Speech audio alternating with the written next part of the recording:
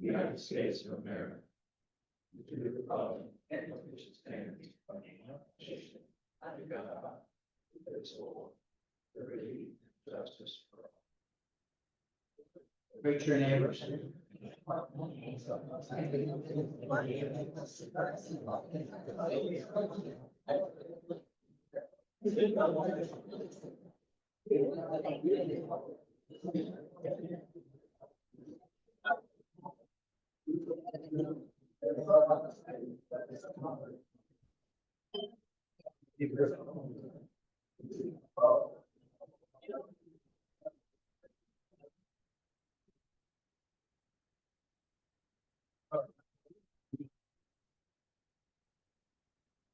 Our reflection today will be offered by Don Noble.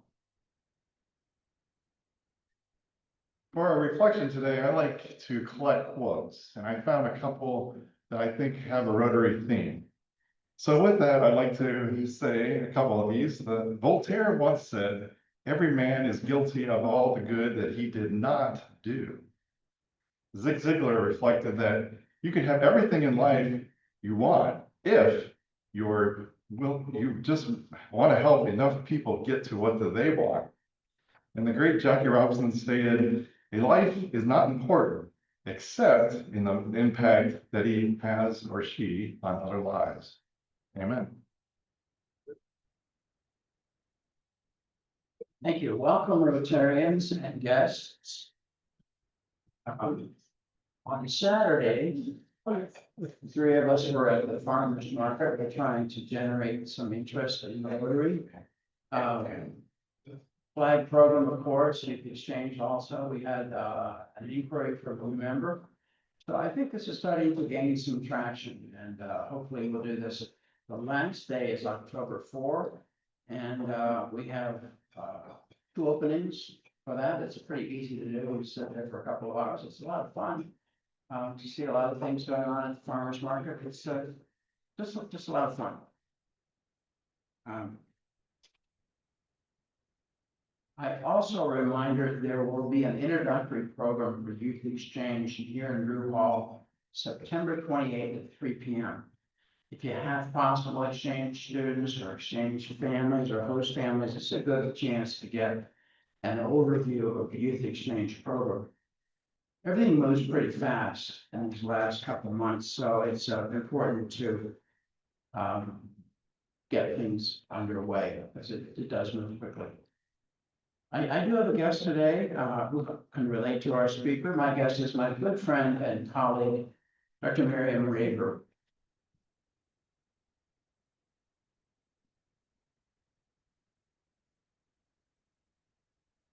And now I guess Secretary Lennon or Secretary's report.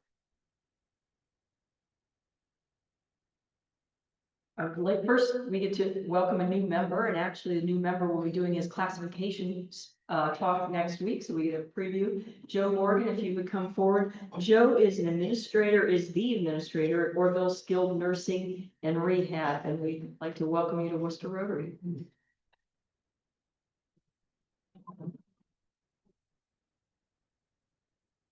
And youth exchange students, if you'd like to give me, we lost one. Go ahead. Would you like to give it to Laura? Hello, everyone. My name is Akshara. I'm an exchange student from India. And this past week was really fun. We went to a baseball game in Akron, a rubber ducks game, and we won. And after that, it was a fireworks show. It was really, really beautiful.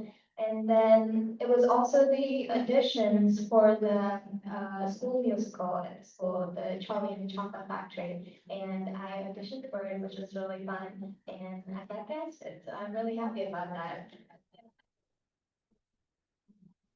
And in addition to that, there were so many fun nights with the family, board games, and just having fun, watching movies together. Yeah, it was a great week overall. Thank you.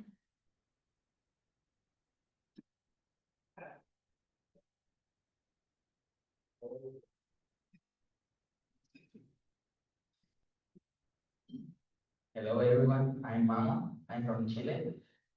And last week I go to the game of the school. I go to the school. I like so much school. I have many friends. And 2 weeks ago, I go to the Najar Falls with the other teen student and Rotary. It's so great. I love it. And yeah. Like the 4th of October is the homecoming of the school. Excited for you. Thank you so much. Thank you both. We appreciate the updates you give us each week. It's neat to hear what you're doing. You can see up front, just a reminder, we will vote on the nominating committee next week. That is 5 past presidents that then will meet to bring a slate for the next president and our next board members. And then the following week, on the 29th, we're going to have a presentation of service pins and PHF award. So the more people we get to attend those 2 meetings, the better. So thank you, President Allen. Well, welcome to our guests. We hope you enjoyed today's program. The Fellowship of Wooster Rotary. We hope to see you again at future meetings. So without any further ado, I'll introduce Brenda Rice, who will introduce our speaker.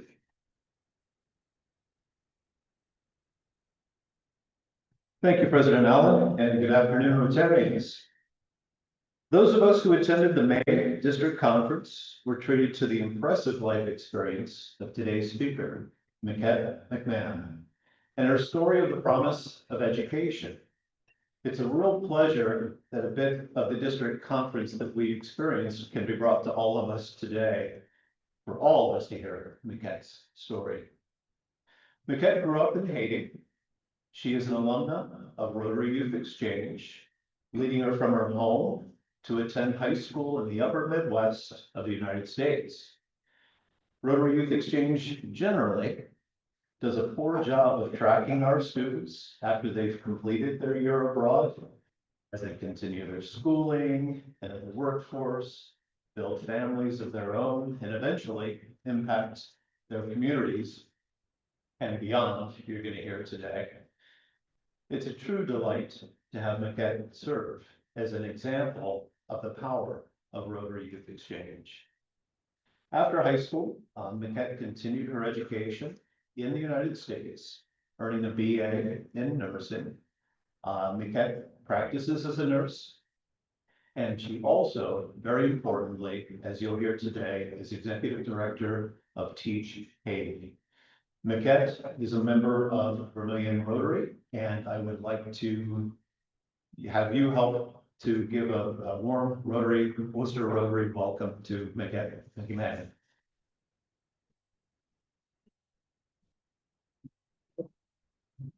Good afternoon. It is quite a pleasure to be here with you, and I do a lot of speaking throughout the country, but speaking with Rotarians is one of my favorites. Because it is during this time I can truly remind you why you're here every single week. Every time you come here, we have a great meal, we talk with friends, but sometimes along the way, we may forget the importance of what this organization does around the world. It is one of the very few clubs that can make an impact locally, but most importantly, globally. Some of the lives that you've changed, you may never know. You may never meet the people that you've helped. You may never meet the little kids who could have died from cholera because of poor water. As a result of watering, wells are being drilled. All your vaccines are being given so that children may have better health and have a better future. As a result of Rotary, hundreds, thousands of kids are getting chances to come to the United States and go abroad to change, to have a different perspective. But for me, it was not really a different perspective. It was my life was completely transformed as a result of Rotary. I come from generational poverty. And just before I get into my story, I have this in my hands. Besides Miriam, do you guys know what that is? Anyone? Now, if you ever wonder, am I really privileged? If you don't know what that is, this is a lamp. This is a lamp, and that's the lamp I grew up in my home. And I will talk a little bit about that a little bit further into my presentation. But I'm just very grateful for the opportunity to share how Rotary has given me a voice. Now I just have to learn how to work this computer because it's not mine. My name. How do I go to the next slide? Okay. In 1989, my family made the heartbreaking decision to give up two of my sisters for adoption. Now, this may sound peculiar to you. You think of adoption, think of orphans, of kids who do not have parents. But my sisters, they did have parents, but financially, they were orphaned. My sister was very sick, and my parents simply did not have the money to take her to the doctor anymore. Prior to that, my parents' firstborn child died at the age of 2 from malnutrition. And so they just could not bear to lose another child. So they made the heart-wrenching decision to give the two of them over for adoption. We did not know anything about the adoption. We did not know who was going to adopt them or what country they were going to be in, but we prayed that God would provide a good home for them. Now, 10 years after the adoption, the adopted father decided to visit Haiti and met my family for the first time. During the meeting with John, his name is John, he asked a series of questions about my life, education, when I was in school. And I explained to John, my dream had always been to be a nurse. As a young kid growing up in Haiti, I was naive enough to think that could happen. But when I was in 5th grade, that dream was completely gone. Poverty has a voice, and poverty's voice is very loud. So the principal called my name one day and said, "Miquette, you need to go home." I've seen many students went home before, but that had never happened to me. But that day I was sent home. I stayed home for 2 weeks, 2 full weeks, waiting to go back to school. And the sad thing is, I was sent home because of 100 boots, which was at that time $1. 2 full weeks. And that's when I gave up on the dream. So when I met John, we talked about education, and I told John my dream was to be a nurse, but I had given up on that dream. And John started asking me some questions about biology, chemistry. I had not met too many Americans before, so I thought maybe that's the way all Americans are. When they meet you for the first time, they ask you science questions. But John said he would talk to his Rotary Club and see if they would sponsor me as a youth exchange student. And although poverty had done everything it could to drown my dreams, to drown that voice within, when John made that promise, I started to raise my voice higher than the voice of poverty. I started thinking, maybe my dream of becoming a nurse might come true after all. And that was just the beginning. I was extremely grateful to come to the United States in 2000 as a youth exchange student. It was extremely hard to receive that visa because when I went at the US Embassy, the officer told me, you're not qualified, you're a flight risk. Now, I did not know English. I mean, I was still trying to have basic conversation, so I did not know what a flight risk was, but I'm like, that cannot be good because I did not get what I asked for. And, but through a lot of persistence, I was able to get the visa. And then I came to the United States in 2000. I remember I would get up in the middle of the night, and this beautiful home I was part of for the first time in my life, I had a room to myself, I had a bed I could call my own, there was a desk, I could do my homework for the very first time. I would get up in the middle of the night, I would just go to open the fridge. I never had a fridge growing up. And I would see the amount of food. I'm like, and then I would open the freezer and I saw a plethora of ice cream. I thought there was one kind of ice cream, vanilla, but they had chocolate, strawberry, all time. At that point, I realized what a flight was. I was extremely grateful for the gift that was given to me. As I think about the education that was given to me, I remember one specific day in social studies class, my very first week in school.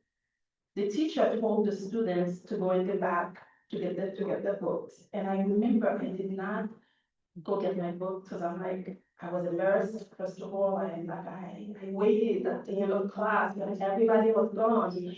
I went to my teacher and I said, I'm so sorry, I did not bring any money to buy these books. And then she told me something that completely blew me away. She said, you don't have to pay for them, they're free. Now I'm still learning English, so I'm like, what do you mean free? Free, no money? She said, yes, they are free. At that point, I realized the amazing opportunity that are given to children here in this country. And I also came to the realization how many of my classmates, when I was here, would do everything they could not to be in class. And I realized, I'm like, man, if those kids would realize the gift that is given to them here. But sometimes when you always have everything you need, you do not know how privileged you are. And I feel like that's what happened when I was here at school. I did everything that I could with the very little English that I had. I studied as hard as I could. I got the best grades that I could get.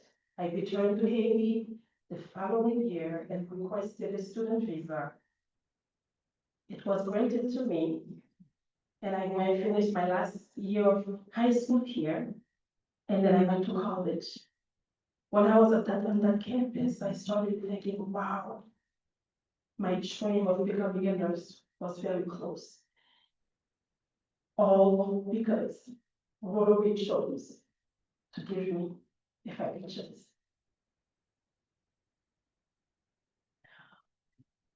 In Haiti, close to 1 million children, they live at something called West Avec. You know, West Avec is a child who is living with a relative or it could be a stranger.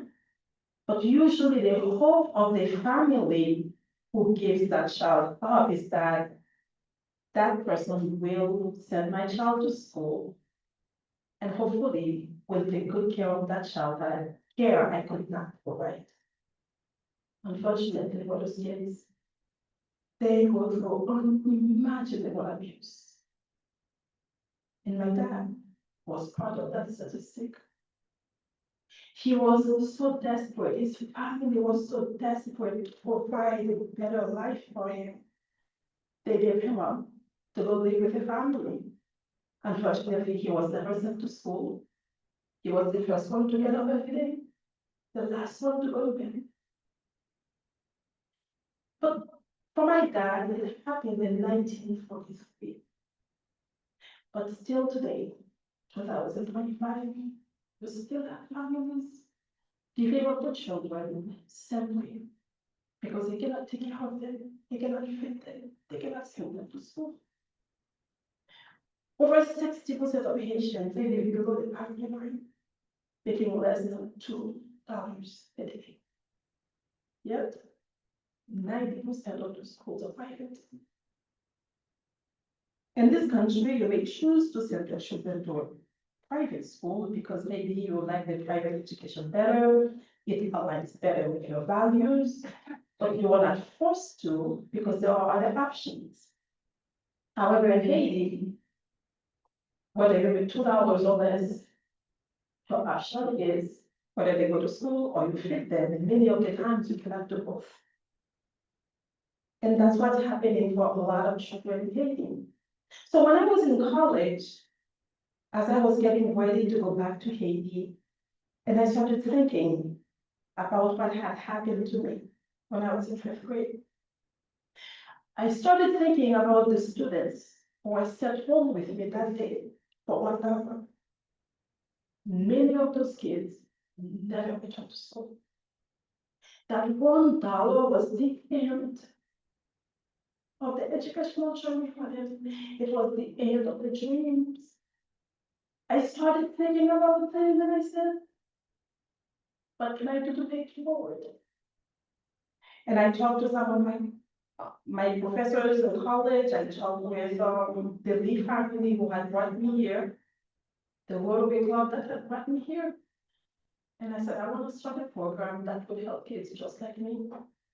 Kids whose only barrier is poverty. I would like to find a way to give them a voice so that they don't let poverty drown the dreams that they have within them. The goal was to send 10 children to school in 2007. I was extremely grateful for the 1 children were able to go to school the very first year. And every year, every year I continue to go back to Minnesota. That's where we started Teach Haiti. And today we have 650 students going to school. We have 2 campuses, one in Port-au-Prince and one in my hometown in St. Michel. We make sure we have it built every single day. Because I remember the hunger pain. When you go to school, you may be in school, but your mind is not there if you are hungry. I wanted to make sure that I qualified teachers to teach them. Because when I was, especially in elementary school in Haiti, most of my teachers, they only graduated from high school. So our students receive a complete education for Teach Haiti. These are 2 of our students. The one in the upper picture, she just started college at my alma mater in Minnesota. She's going to study nursing. The student in the bottom is probably one of our worst students in the program. But through supporters, she was able to graduate from high school and now she is going to Norfolk Community College in Virginia and hoping to transfer to George Mason to study biology. This program is changing lives, and all because Rotary gave me a voice. They also have a voice. In Haiti, you have to take an exam when you are done with school. As a senior, everyone has to take that national exam. It's extremely difficult. The national average is very low. And I'm very grateful. Our students have always been in the 80th percentile. We just had our students with the report, the results of the exams. We had 82% of them passing the national exams. Of course, we're still not too happy. But when we found out less than 50% in the country, the national exam, the average is that 50% and less, it's not like, okay, we can take 82%. We just, we are happy. So very grateful for that. And it's really a testament to the education they are receiving. Something else that we do that's very different from other schools, all of our students, when they are done with high school, they receive 1 year of trade school. We paid for them to go to learn skills, whether it's plumbing, electricity, cosmetology. Now it might be in Haiti. Yes, the population, it's unemployment is really high, and a lot of people make $50 a day or less. But if you go to the beauty salon, it's always full. And so our students, a lot of them, they go into the cosmetology because they know they will always have a job regardless of the economy. So many of them, they do go that route, especially the girls. Our education is founded on 4 pillars: is the academic excellence, spiritual development, career training, leadership coaching, cultural influence. We make sure our students have access to computer classes from 3rd grade. I did not touch a computer until I came here in 2000. Never touched a computer. So you might realize how hard it was for me to really transition from Haiti to school here in the United States. So we do everything we can to make sure they are well prepared to make the impact on the community. That's our school in Saint Michel. This school is one of a kind. It is the only structure in Saint Michel, and it's the only school in Saint Michel. Plumbing, electricity, a nutritious meals offered to the kids every single day. People in Saint Michel told me, when someone comes to visit Saint Michel, they usually tell them you have to go see that school. It's a place that's really inspiring the kids to dream big for themselves. It's a place that's giving them a voice so that poverty does not win at the end. And with that, I'm grateful. I just wrote a book, The Voice Poverty Cannot Silence. It is a testament to the support of Rotary, what Rotary has done for me, the voice that I thought would never be heard. Rotary gave me a chance for that voice to be heard. And it's because of that voice that hundreds of kids today, their voice will be heard. I'm very grateful for that. So the book is set to be launched in October. And I'm very grateful for that because Rotary is a big part of that book, a big part of the success that I have today is a result of Rotary. And so I want to thank you so much for having me. And I want to encourage you, keep being the best Rotarians that you can, because what you do, it matters. What you do changes lives. Thank you for having me.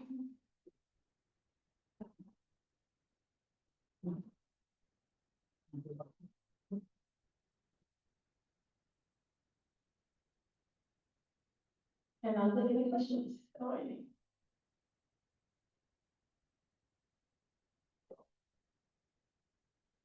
Thank you for coming today. Could you tell us your selection process for choosing the students in a given year come to your approved campuses? Thank you. So anyone can apply to come to the school. The first thing that first of all, we usually have a lot of students who apply to come to the program.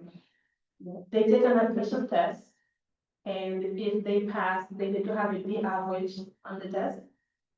If they pass the test, then we have interviews with the parents and the students. But the hard part is you may have 10 spots and then you have 100 applicants. And we have to go into, okay, who has a mom or a dad who is orphaned. I mean, it's it's really hard, really.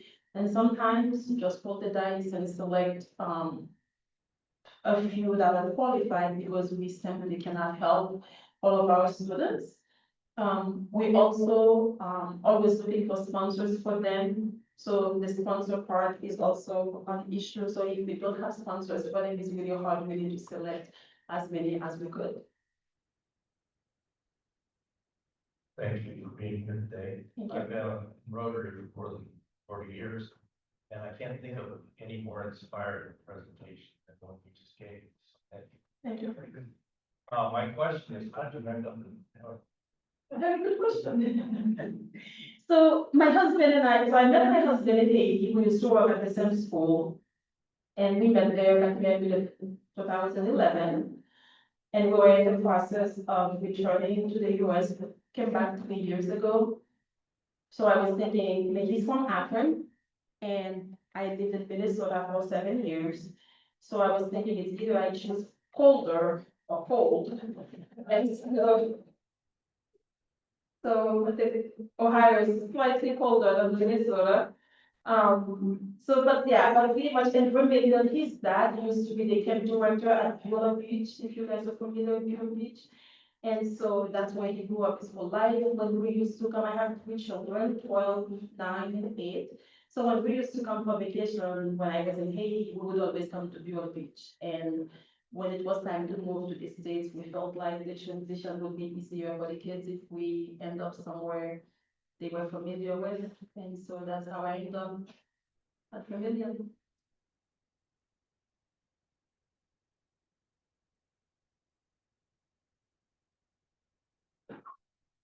Do you have any governmental or red tape challenges when you were establishing these schools? No, and that's really one thing I really appreciate about Haiti. Like we had no pushback. We just, we followed the protocol. That is not an easy place either, but they just let you be. Didn't really have any issues really, starting the program and yeah.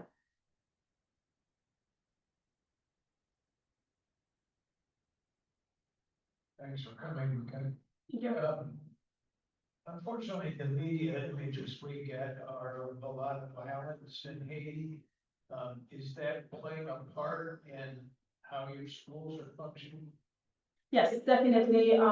Port-au-Prince specifically, 85% of Port-au-Prince is under gangs control. We have over 2,000 schools and Port-au-Prince were shut down as a result of violence. Either it's too dangerous for kids to go into specific neighborhoods to go to school.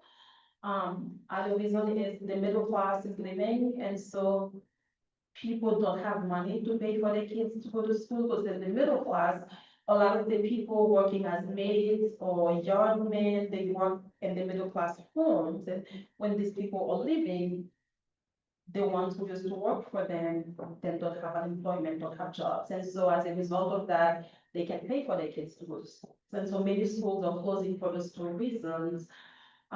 We were extremely fortunate, the fact that where we are in Port-au-Prince, we did not miss too many school days this past year. We had to be very creative to keep the learning going. We missed a couple days, but not as many as we would have expected. Parents will come to the school, will prepare packets for the kids to take home.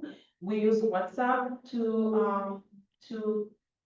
for learning to continue while they're at home. And we are very grateful, even though Haiti is a third world country and many people don't have money. But in our schools, at least there's only one smart device in the home of any family at the school. So we are very grateful for that. So we were able to continue to operate, even though so many schools around us have shut down.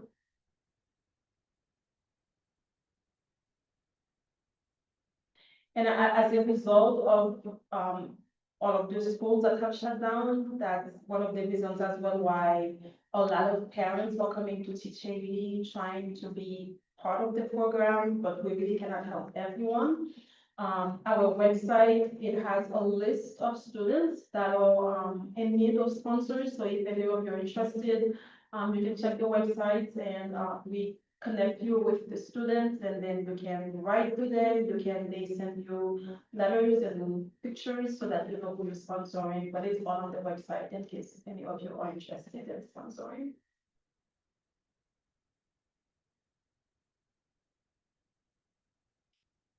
Again, thank you so much.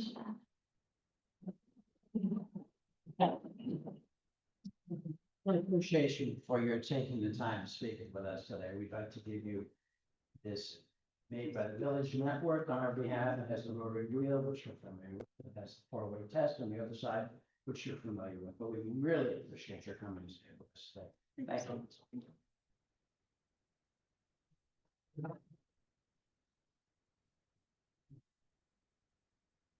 Reminder, we have a board meeting this Wednesday. And our next meeting will be a presentation about the 250 years of the United States of America. So hearing no other issues, we stand adjourned.